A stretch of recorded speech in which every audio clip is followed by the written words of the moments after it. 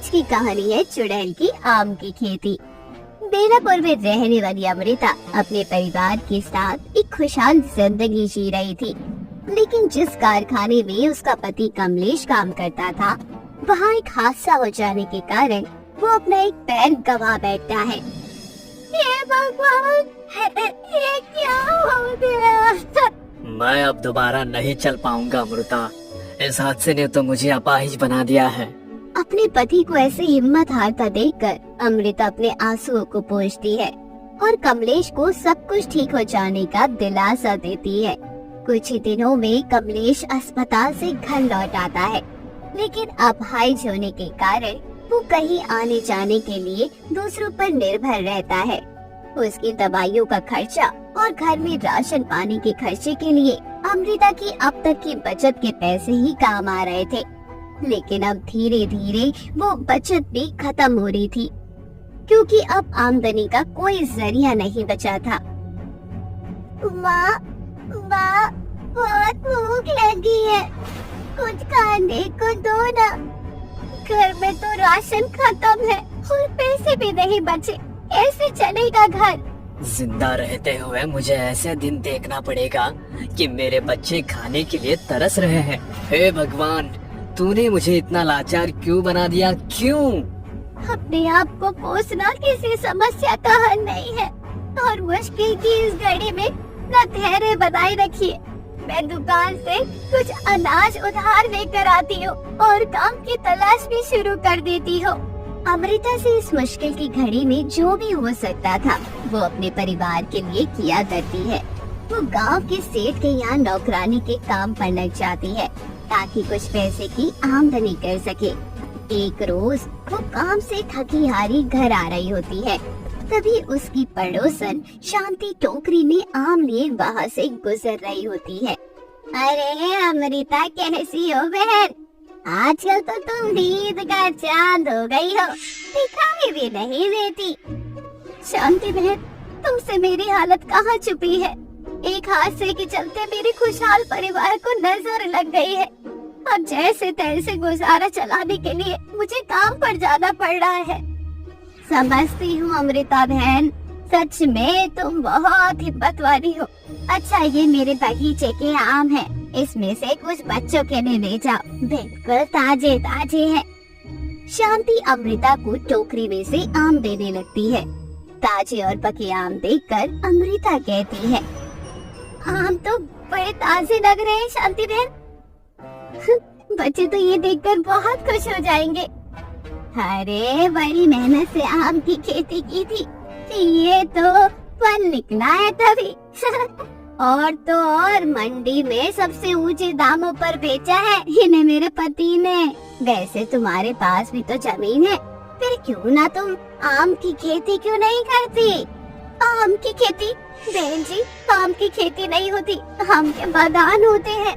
अरे हाँ भाई, खैर, जब तुम्हारे पास जमीन है तो उसका फायदा उठाओ। किसी के यहाँ नौकरी चाकरी करने से तो अच्छा ही है तुम खुद का काम कर लो। शांति कुछ देर में वहाँ से चली जाती है, लेकिन उसकी कई बातें अमृता के दिमाग में घूमती रहती है और उसके घर पहुँचने पर उसके दोनों बच्चे उससे आम लेकर खाने लगते हैं। माँ, आम तो बहुत मीठे हैं। अमृता, इतने महंगे आम तुम कहाँ से लाई? लाई नहीं जी, अपनी पड़ोसन है ना शांति, उसके बगीचे के आम हैं।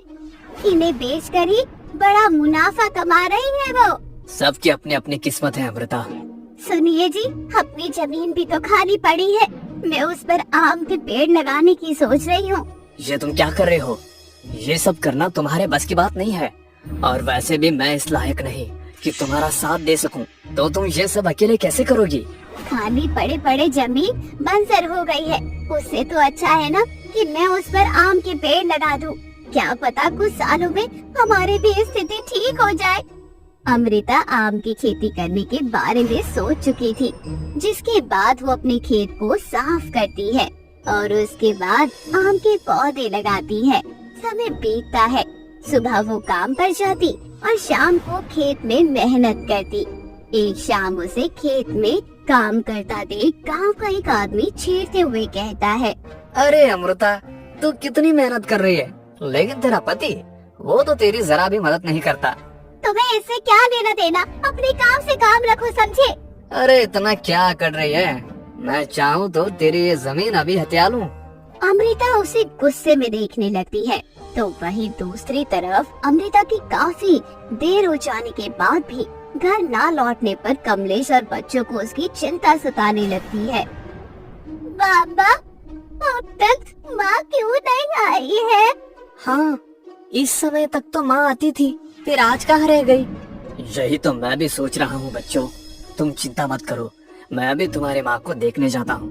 कमलेश अपनी बैसाखी लिए अपने खेत की तरफ निकल पड़ता है। कुछ देर में जब वो खेत के पास पहुँचता है तो वो देखता है कि वो आदमी अमृता के साथ जबरदस्ती कर रहा होता है। तभी वो कमलेश गुस्से में जोर से आवाज लगाता है और अमृता भी खुद को बचाते हुए वहाँ से भागकर कमलेश के पास आ जाती है। तभी एक तेज रफ्तार ट्रक आकर दोनों के ऊपर से गुजर जाता है और दोनों की वहाँ मौत हो जाती है। अगली सुबह गांव वालों को सिर्फ कमलेश की लाश मिलती है। अपने पिता की यह हालत देखकर बिन्नी और बट्टू बहुत रोते हैं। गांव वाले उसके अंतिम संस्कार में बच्चों की मदद करते हैं, लेकिन किसी को भी अमृता की लाश के बारे में नहीं पता चलता। दोनों बच्चे अब अनाथ हो चुके थे और उसी खेत पर बैठकर रोने लगते हैं। बाबा तो हमें छोड़कर चले गए, लेकिन माँ कहाँ है दीदी? मैं नहीं जानती बिट्टू, वो कहाँ है? पता नहीं भगवान ने हमारे साथ ऐसा क्यों किया। बच्चों की रोने की आवाज सुनकर एक चुड़ैल वहाँ जाती है, जो कोई और नहीं बल्कि अमृता ही थी। उसे देखकर दोनों बच्चे डर से कांपने लगते हैं। डरो मत, मैं तुम्हारी माँ हूँ। तुम चुड़ैल हो, हमारी बात तो बहुत अच्छी थी, सच्ची। मेरा विश्वास करो, मैं तुम्हारी माँ हूँ। नहीं नहीं दीदी, दीदी भागो यहाँ से, मुझे डर लग रहा है। दोनों ही बच्चे चुड़ैल को देखकर भाग जाते हैं और वो चुड़ैल अपनी किस्मत को कोसते हुए कहती है, सब बर्बाद कर दिया उस आदमी ने, मैं उसे नहीं छोड़ूंगी, लेकिन मुझे अपने बच्चों के लिए इस आम की खेती को पूरा करना होगा। क्योंकि बच्चों के सर पर अब कोई सहारा नहीं था और बच्चे चुड़ैल से भी डर रहे थे, इसलिए अब वो चुड़ैल आम की खेती को पूरा करने का फैसला करती है। रोज खेत में काम करती है, रात के समय भी वो खेतों में ही लगी रहती है। एक रात गांव की एक औरत चुड़ैल को खेतों में काम करता देखकर पसीने पसीने हो जाती है और पूरे गांव में चुड़ैल की आम की खेती के बारे में बता देती है और गांव में ये बात फैल चुकी होती है। अरे भाभी, क्या गपशप कर रही हो? तुमने सुना नहीं? अमृता और कमलेश की खेतों में चुड़ैल आम की खेती कर रही है। चुड़ैल? चुड़ैल? हाँ, कई गांव वालों ने उन्हें देखा है, लेकिन कोई भी उसके पास जाने की हिम्मत नहीं रखता। ये बात सुनकर वो अपनी डर के मारे कांपते हुए वहाँ से चला जाता है। कुछ ही समय में बाग में आम उगने शुरू हो जाते हैं और धीरे धीरे आम पककर तैयार भी हो जाते हैं। इंसान रहते ना सही, लेकिन चुड़ैल बनकर ही मैंने आम की खेती कर ली है। अभी आम मेरे बच्चों के काम आएंगे, तो हम दोनों की हिम्मत कैसे हुई मेरे आमों को हाथ लगाने की? मैं तुम्हें नहीं छोड़ूंगी। चुड़ैल को देखते ही दोनों अपनी पैंट गीली कर देते हैं। तभी चुड़ैल उन्हें उठाकर अपने खेत और बागान से बाहर पटक देती है, जिसके बाद से जो कोई भी उसके बाग में आमों पर नजर डालता वो उसे मार देती है। इस तरह गांव में चुड़ैल की दहशत फैल जाती है और गांव वाले उसे बस में करने के लिए तांत्रिक को लेकर खेत में पहुंच जाते हैं। बाबा, बाबा, यही है वो चुड़ैल जो यहाँ पर आम की खेती करके गांव वालों को मौत के घाट उतार रही है। हाँ बाबा, इसे बस में कर लो और हमारे गांव को छुटकारा दिलाओ इस चुड़ैल से। शांति, मैं अमृता हूँ और इस आदमी की वजह से मैं मरकर चुड़ैल बनी हूँ। ये तुम क्या कह रही हो? इसने तुम्हारा क्या बिगाड़ा है? मुझे छोड़ दो तो मैं सब सच बताता हूँ। वो आदमी डर के मारे सारी घटना बताता है जो उस रात हुई। उस रात ट्रक से कुचल दिया जाने के बाद वो आदमी डर जाता है कि कहीं वो ना फंस जाए, इसलिए वो दोनों की लाश को खेत में गाड़ने का फैसला करता है। अमृता की लाश को वो खेत में गाड़ देता है, लेकिन तभी वहाँ किसी के आने की आहट सुनकर वो भाग निकलता है। यह सब सुनकर सभी हैरान हो जाते हैं। यानी आप ही हमारी माँ हो? हाँ बच्चों, और ये आम की खेती मैंने तुम्हारे लिए की है ताकि तुम्हें कोई दिक्कत ना हो। तुम्हारे साथ जो हुआ उसका हमें काफी दुख है अमृता, लेकिन तुम्हें मुक्त होना पड़ेगा अमृता।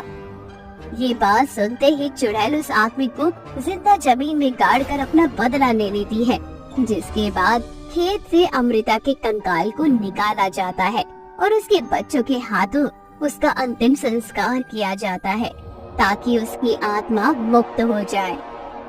तो दोस्तों, कहानी कैसी लगी? कहानी हमें कमेंट बॉक्स में जरूर बताना और हमारे इस प्यारे से चैनल को सब्सक्राइब जरूर करना। Thanks for listening. एक गांव में बहुत ही खूबसूरत लड़की रहा करती थी। उसकी खूबसूरती का कोई जवाब नहीं था। वे इतनी सुंदर थी जैसे मानो आसमान से उतरी परी हो। उसकी सभी तारीफ करते थे। वे हर रोज बगीचे में जाकर गुलाब तोड़कर अपने बालों में लगाती थी। उसका नाम ममता होता है। ममता ने हर किसी को अपनी खूबसूरत आंखों का दीवाना किया था। ममता को नई चीजों का काफी शौक था। वे हमेशा ट्रेंड को फॉलो करती थी। जैसे ही किसी के पास जाती, सभी उसकी तारीफ किया करते थे और ममता को कोई नई चीज दिखाई पड़ती थी, वे तुरंत ही लोगों से ले लिया करती थी। एक दिन की बात है, ममता हर रोज की तरह अपने लिए गुलाब के फूल तोड़कर निकल जाती है, क्योंकि उसे शौक था हमेशा ही फूल लगाने का अपने बालों में। तभी उसे एक मोमोज की दुकान दिखाई देती है। वे सोचने लगती है, क्या है ये? क्यों ना मैं ट्राई करूं, खाकर देखती हूँ, ये नई चीज जैसी लगती है। ममता जाती है और मोमोज वाले से कहती है, भैया एक प्लेट लगाना मेरे लिए भी। मोमोज वाला ममता को खाने को देता है। ममता खाती है और कहती है, अरे वाह भैया, ये तो बहुत टेस्टी है, कैसे बनाते हो इसे, मुझे भी बताओ ना। तभी दुकानदार कहता है, खाने से मतलब रखो, मैं नहीं बताने वाला कैसे बनती है ये।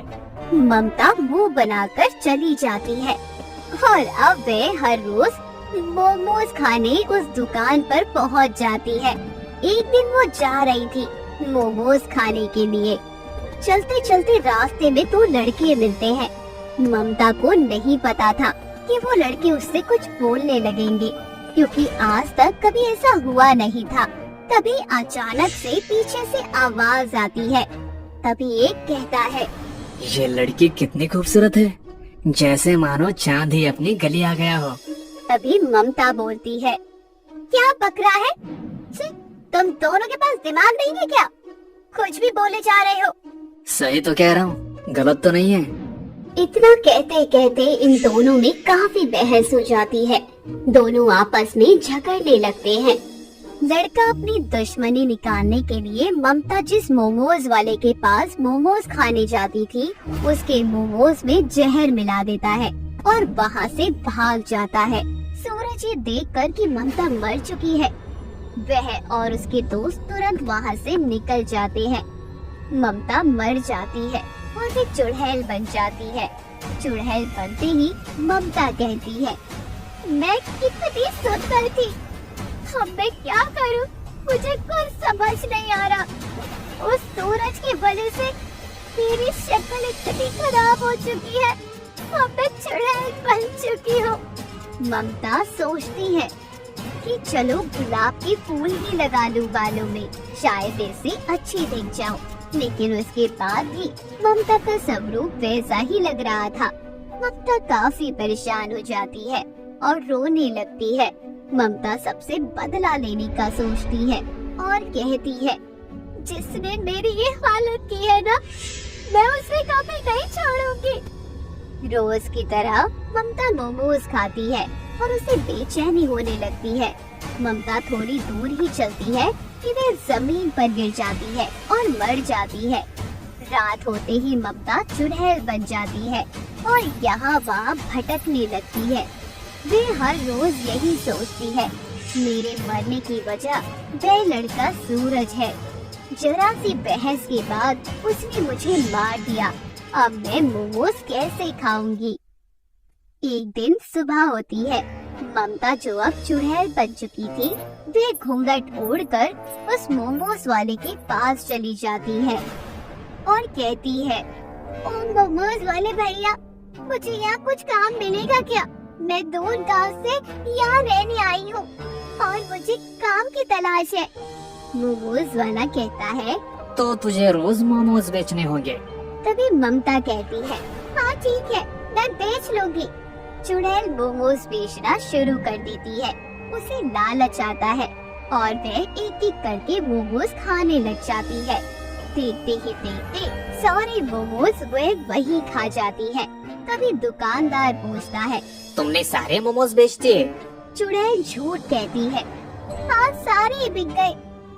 मोमोज वाला आश्चर्य में पड़ जाता है, इतनी जल्दी इसने इतने सारे मोमोज कैसे बेच दिए। इतने में ही चुड़ैल से वह कहता है, ठीक है, कल से फिर आ जाना। ठीक है भैया, मैं कल भी आ जाऊंगी। ऐसे ही कुछ दिनों तक चलता है। हर रोज मोमोज वाले के सारे मोमोज बेचने की जगह वे मोमोज खा जाती है और दुकान वाले को कहती है कि उसने सारे मोमोज बेच दिए। कुछ दिनों में दुकान वाले को शक होने लगता है। एक दिन दुकानदार वही चुपके से उसे देखता है और उसकी नजर पड़ते ही वे हक्का बक्का रह जाता है। चुड़ैल, अरे ये तो चुड़ैल है। तो क्या मैं अब तक चुड़ैल के साथ काम कर रहा था? अच्छा हुआ मुझे सब पता चल गया। अब तो आज ही मैं भाग जाता हूँ यहाँ से। चुड़ैल देख लेती है कि उसे दुकान वाले ने देख लिया है। चुड़ैल कहती है, देख, तू कहीं नहीं जाएगा, मैं तुझे बता देती हूँ। मैं तेरा कुछ नहीं बिगाड़ने वाली हूँ। मुझे तो तेरे एक स्पेशल ग्राहक का इंतजार है। जिस दिन वह यहाँ आ जाएगा, मैं यहाँ से हमेशा के लिए चली जाऊंगी। तब तक तू अपना मुंह बंद रखना, नहीं तो तू जान से जाएगा। मैं तुझे और तेरे परिवार वालों को सबको खत्म कर दूंगी। ये सब सुनकर दुकान वाला काफी परेशान हो चुका था। वह बेबस था और कुछ भी कर नहीं सकता था, नहीं तो चुड़ैल उसे मार देती। तभी चुड़ैल कहती है, एक बार मैं तेरी दुकान पे आई थी, तुझसे मैंने पूछा था कि मोमोज कैसे बनाता है। तुमने मुझे नहीं बताया। चल आज बता कैसे बनाता है तू मोमोज। मोमोज वाला चौंक जाता है। तू वही है, पर तू चुड़ैल कैसे बनी? चुड़ैल अपनी सारी कहानी बताती है, कैसे उसे मारा गया था और कैसे उसने उसके खाने में जहर डाल दिया था।